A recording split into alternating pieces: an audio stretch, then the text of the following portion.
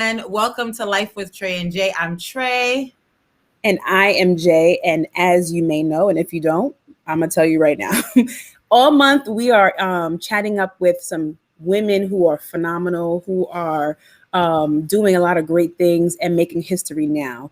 And this week, today, for Thursdays, our Thursday Lives, we are interviewing Jeannie. Jeannie is a writer, a singer. She can sing, y'all.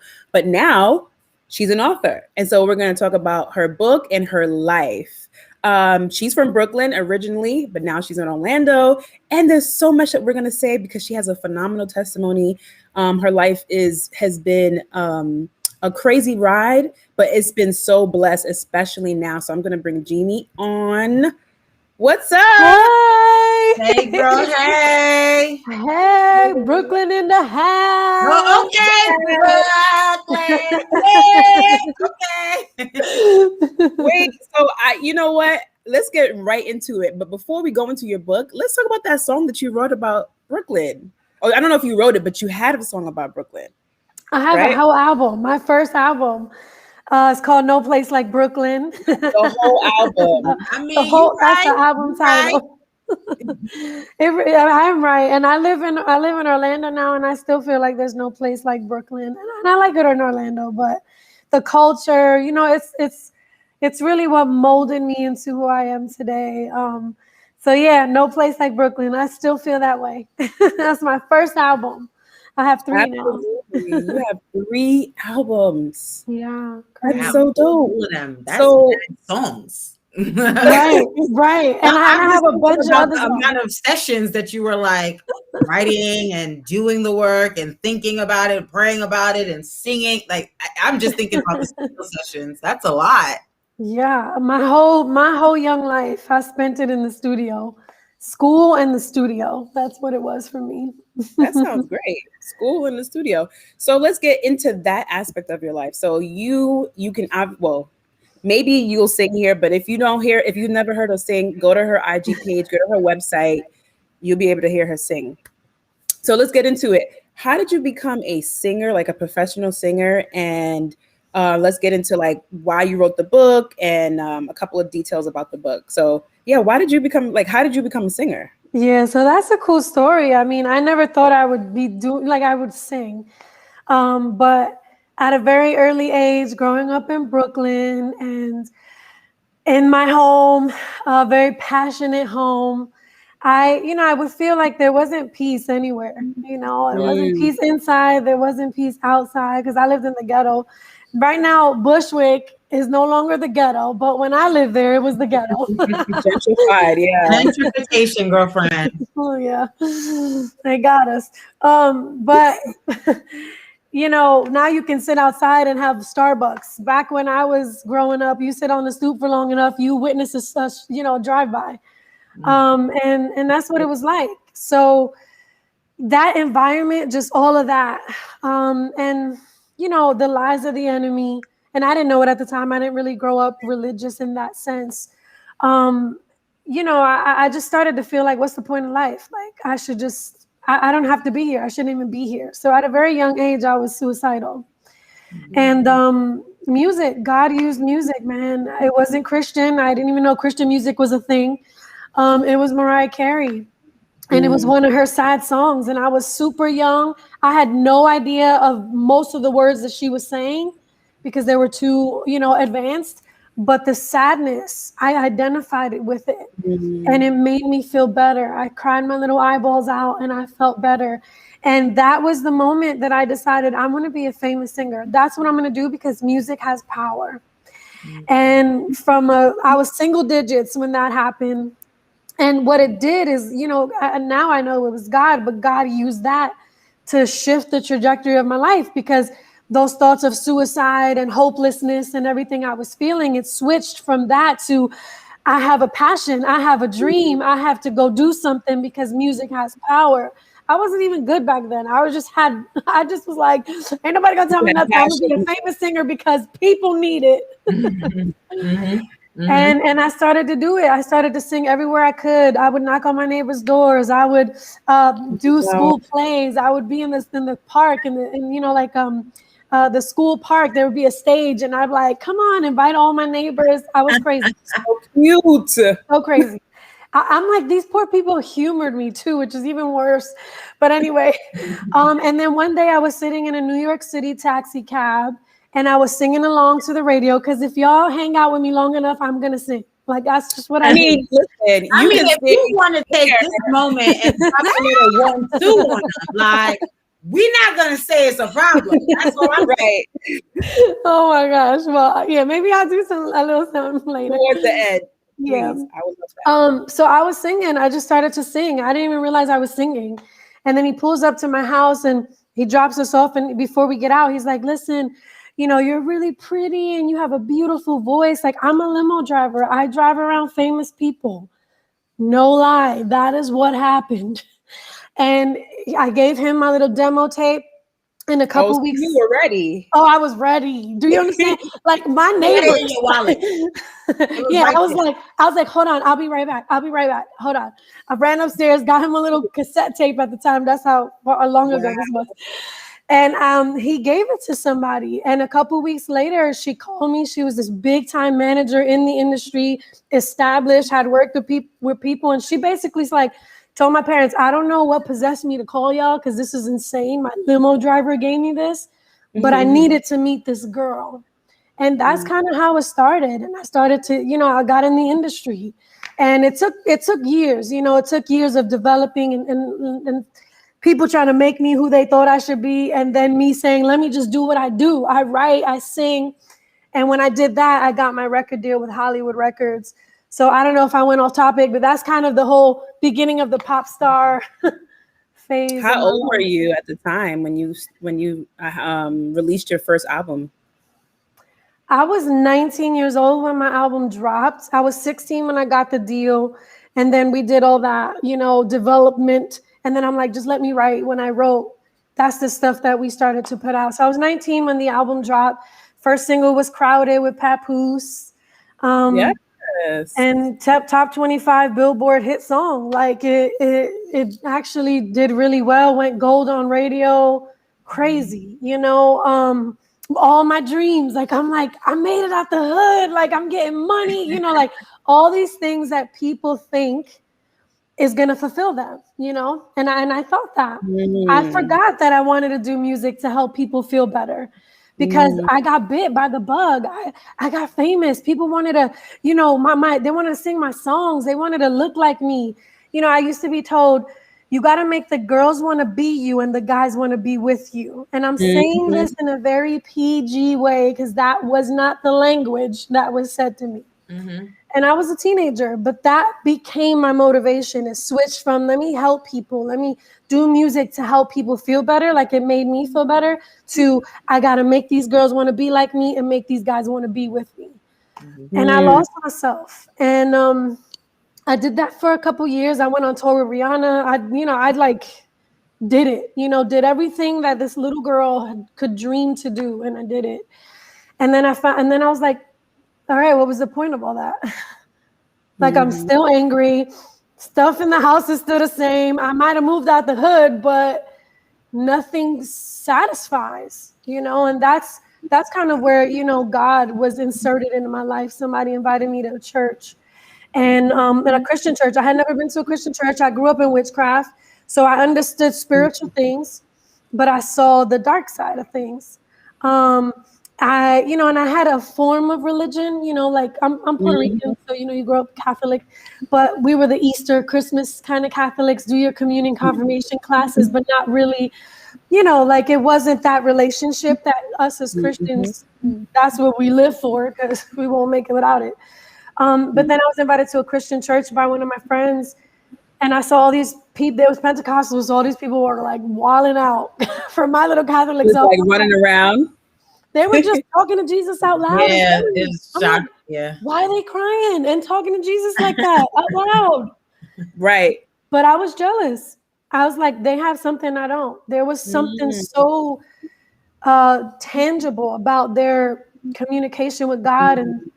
And then eventually, hey, Marsha, eventually I basically like the pastor called me up to the altar. He just walked right by me and tapped my shoulder. I guess he must have prayed because like I didn't know anything about Christian anything at that time.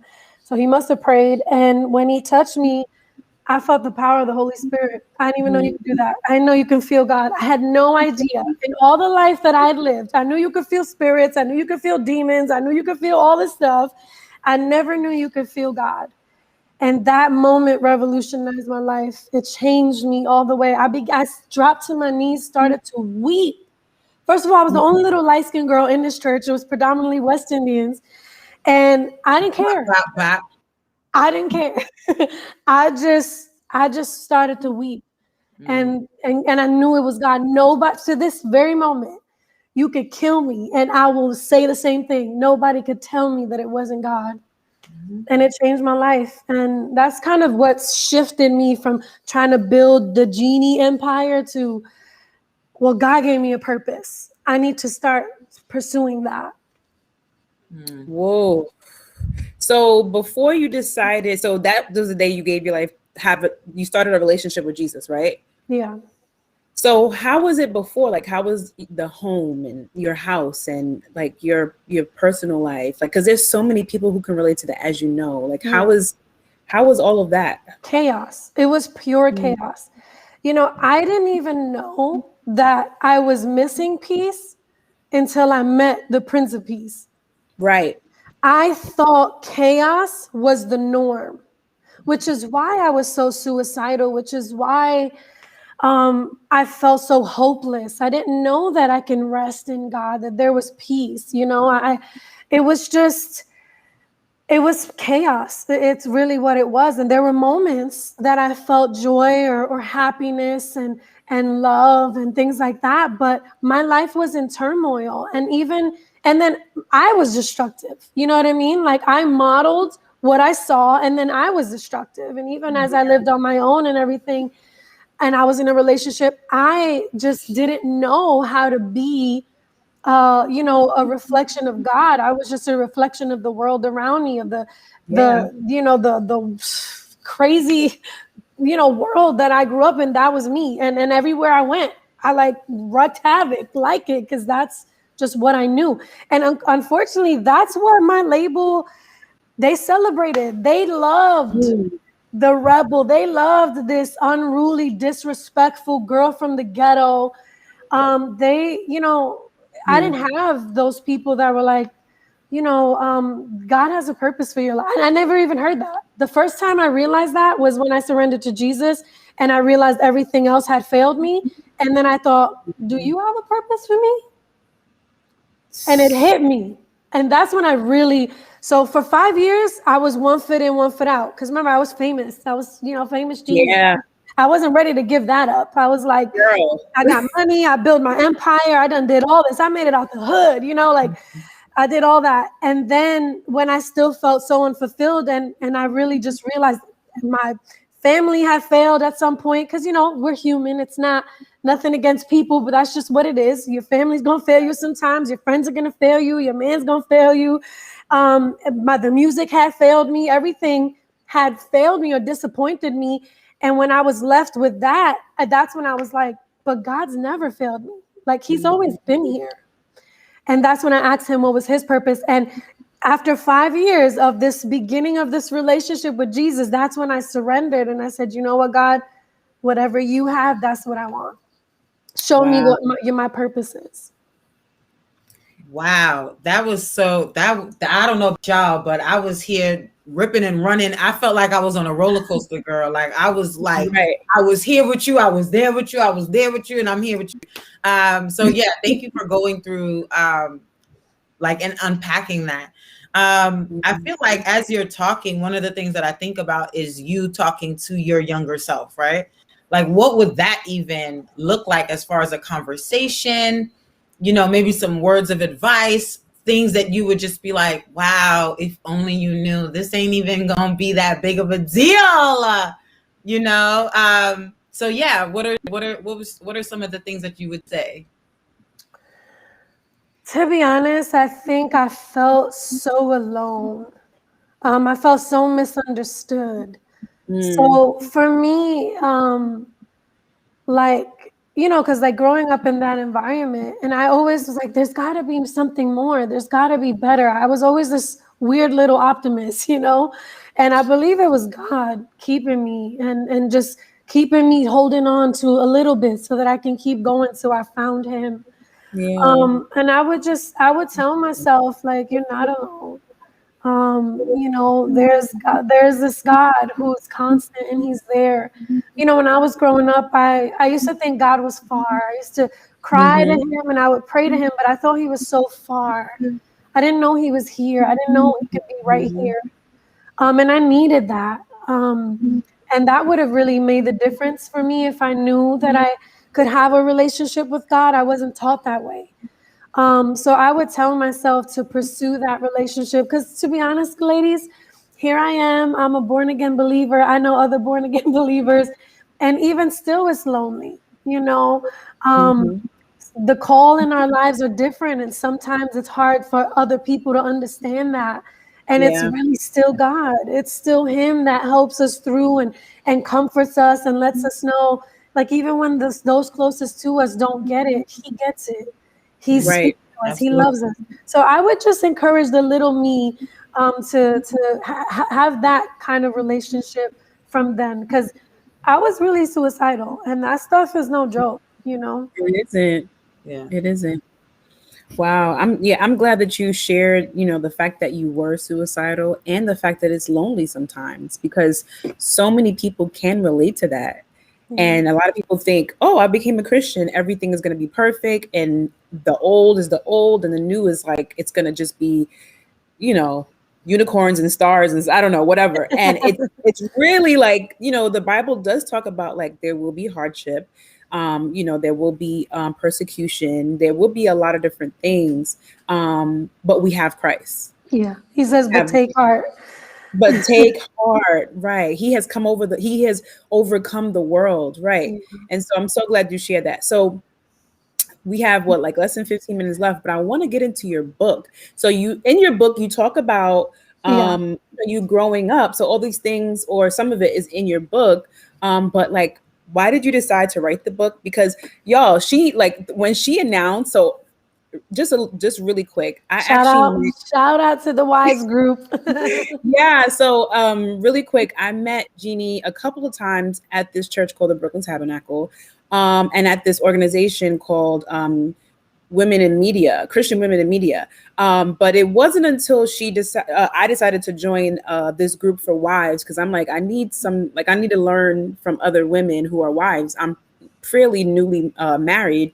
And she said in the group, you know, guys, I finished my book. And I'm like, you know, I need to talk to you because I'm in the process of writing a book. Trey is writing a book too. And so we are just, you know, we're inspired that you said that you were going to do this and then you did it. So tell us about like that journey to deciding to writing the book and the process, because you said it's the hardest thing that you've ever done. Hardest thing. It's hard for me, and I'm in the process now. And I've done crazy things. Like I've done incredible. Well, yeah, you had a whole 3 albums. Girl, I was on the roller coaster with you, and I believe you. So I believe you. Right. You have 3 albums. Yeah, and you know, writing the book was something I never really. I mean, people would say, "You need to write a book. Your life is so nuts. You need to write a book." But you know, like I'm just like, yeah. But you think maybe a ghostwriter or somebody will do it? You know what I mean? Right. For me, for me, it was like, you know, I'm creative, like, but when it got more real and tangible, and somebody actually was like, I'm going to introduce you to people that can help you get your book published, because that's kind of what happened. They pushed me into it in a sense. And when I started to talk to these people, I realized this is real. Do I really want to do this? And when I decided this is something that I feel like God was telling me to do, I'm not a fearful person. I am from Brooklyn. Like I'm Puerto Rican. I done been through all this crazy stuff. I'm not scared of anything. Like that's really how I live my life. I'm crazy. That's what's up. But I became crippled with fear. And I remember something Priscilla Schreier had said. She said, usually the thing that you are feeling the most resistance in is the thing that you're actually supposed to go towards. I just got chills. I remember when she said that. Listen, Jeannie, too. me too. She maybe said it a few times, but when she shared her story about her becoming a speaker and the same thing, I always think about that. And I have to think about that to move on, because unlike you, I'm very fearful. So yeah. well, then there you go. If you feel the fear, then you push past it, because that's what happened for me. And I was, I'm not fearful. So it was such a weird, unique thing. The thing that you're meant to go towards is where the enemy attacks you the most. And that's what, and I said it different this time, but that's what she said, and I knew it was for me. I'm like, she said this for me because I'm like crippled with fear, and that is so unlike me. So I'm like, okay, I heard it, but it was still hard to push forward. I'm a reporter for my job. I do Christian media. So I went on a movie set, a TV show set for The Chosen, the series, bomb series, watch it. What is it on? The Chosen. It's an app. You can just download the Chosen app and you can watch the first season. But it's so good. And it's about, the people who interacted with Jesus. So cool. Anyway, I was there, and some random guy was on the set of that show just to pray for the set. He had flown with his own money to be there just to pray over them. And so I immediately was like, wow, that's real, So while I was about to leave, the man approaches me and he says, can I share something with you? And I'm like, oh boy, here we go. I'm a New Yorker. We're cynical as heck. We're like, He was like, how much money he looking for? What you trying to do? Are you trying to sell me something that you boosted, sir? Get out. Right. I feel so bad that was my initial reaction, and I'm ashamed of that. And he just starts telling me, he's like, look, I had a vision of you, and I saw you in a cafe and you were writing. And every time you were writing, you kept ripping the pages out and throwing them on the floor and crumbling them and throwing them on the floor. And he said, and every time you threw the paper down, somebody from off the street would come in and pick up the paper and read your words and begin to weep. He basically said, I don't know what that means, but I needed to share that with you. And in that moment, I knew God said, you're not writing your book for you. You're writing it for them. So basically, get over your fear and you feeling you're not good enough and who's going to care what I got to say, or what if I don't say it right, and write the book. And that right there is what fueled me all the way to the finish line. And in the book, the reason why it was the hardest thing I've ever done is because, I've been sharing my testimony for many years, and I'm real honest. I don't care. I'll share whatever, because there's freedom in transparency. But I've never let people into my inner thoughts. I've never exposed my biggest shames. I've never been that vulnerable. Wow. And that was something. So yeah. Right. What you saying, no, we got to talk about that. What you're saying is that there's a difference between transparency and vulnerability. And I say that all the time. There is a huge difference, because you can come into a conversation transparently approaching the conversation and being like, yeah. And then someone else can be like, wow, you so vulnerably shared. And you're like, I ain't even go there. I was telling you whatever was off the rip. Now, if I have to get vulnerable, that's a whole different type of conversation. So I love that you mentioned that. I love that you mentioned that. Truly. Yeah. Woo. So yeah, I mean, and the book, really, I wrote it like a teaching book. I want people to be able to open their spiritual eyes, stop being so run over by the devil, stop being so quick to bow down and just roll over. There's a very spiritual world out here. And, from the time I came out of my mom's womb, I was attacked, and my purpose was being assaulted. And that's the same for all of us. Anybody who's has purpose in their life. If you have breath in your lungs, you have purpose, and you have God-given purpose, and the enemy hates that. And he's trying to steal, kill, and destroy. And he was doing that my whole life. And going back through the book, I was able to kind of map it out for people, but also teach people how to open their spiritual eyes, how to use their spiritual armor, how to use the things that God gives us so we can defeat the enemy and not allow the enemy to rob us of our purpose, to rob us of what we're meant to do in this world. And I do feel like a lot of times we just forfeit. We're just like, you know what, this is too hard. The temperature's up too much. It is what it is. No, it's not what it is. There's a devil that's after you. He's after your soul. He's after your purpose. He's after your family. He's after your legacy, after your lineage, all the generations that come after you. And we have authority in Jesus to resist the devil. And I tell my whole story, and I do it in a way to help people learn how to fight. I used to, when I grew up in the hood, first of all, I looked how I looked. I was in a predominantly Spanish neighborhood. And, I was the only girl with the green eyes and things like that. So I got really bullied. I had to fight my way through the hood. I fought girls. I fought dudes. I fought everybody. When I got saved, Jesus said, you're going to fight still, but you ain't going to fight in the natural anymore. You're going to fight in the spiritual. And I didn't know that my life was preparing me to help people also learn how to fight in the spirit. And that's really what I feel like the book is mainly about. So I'll show y'all a little. Yes. What is happening to me? That is the name of the book. I'm rewatching this. I am rewatching this conversation. Right. Girlfriend, you did that. You did it. Okay. So I have a question for you. Like, just speaking to those who don't have a relationship with Jesus, don't hey Sujana don't have a relationship with Jesus, don't know what we are talking about. What do you mean by the enemy? What do you mean by fighting spiritually? Like, what is that like practically broken down to? I mean, I feel like if you don't know who Jesus is, if you've never had a relationship with Jesus, what you do know is what opposition feels like. You do know what depression feels like. You do know what feeling like you're being robbed of your purpose feels like. And what that is an attack from the enemy of your soul. And what we have is a great savior, a redeemer, a deliverer, a protector, and that's Jesus. And Jesus came so that we would first know that we're not alone, and he can model that there is a way to live in this world and walk in this world and be the light in the darkness. But he also came and died for our sin, for the guilt, for the shame, for all the, y'all don't understand all the junk that I did before Christ. Had I not known what Jesus really did, I would have stayed in that condemnation, that feeling of shame.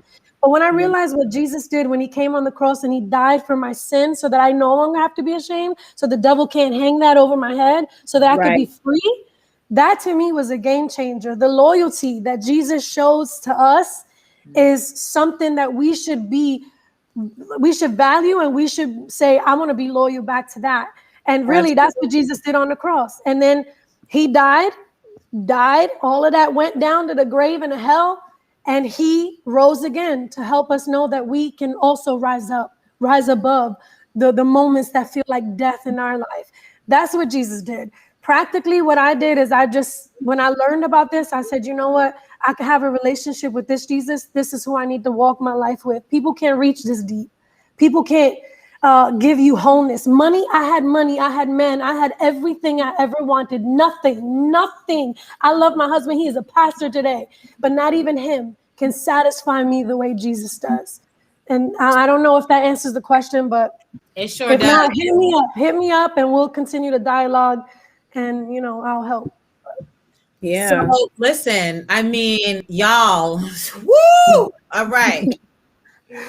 So the last thing is, I know that you said that you were probably going to sing us out. Oh, I'm like, girl, please give us the opportunity to hear you on our last minute. Yeah, go ahead, take it away. All right, this is what I feel like singing. All right, the presence of the Lord is here. The presence of the Lord is here. I feel it in the atmosphere. The presence of the Lord is here. Yes. Thank you so much. Yes, when we are here, his presence is here, us as believers.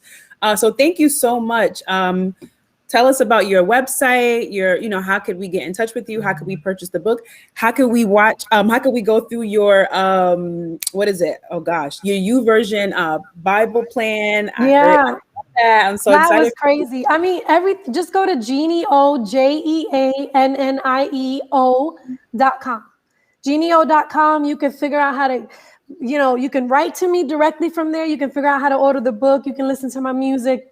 You can really get a feel for everything that God is doing in my life and just what I'm trying to do now to just spread light in a crazy dark time where we need it. Come on, y'all know what I mean, right? Especially now.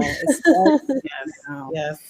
Jeannie, it has been Thank absolute pleasure. We would love to do this somehow again. Well, I'm rewatching this. That's all I'm saying. Okay, because girlfriend, you was going. Yes, and I was with you. I was with you. She was like, "Let me speak about my father." Okay, absolutely beautiful. So yeah, we appreciate you, and please share this, everyone who's listening, because what Jeannie has to say is so important. So yeah, with that being said, this is Life with Trey and Jay, and I'm Janelle. She's Tracy. We out. All right. Bye, y'all. Good night. Good night. Take care.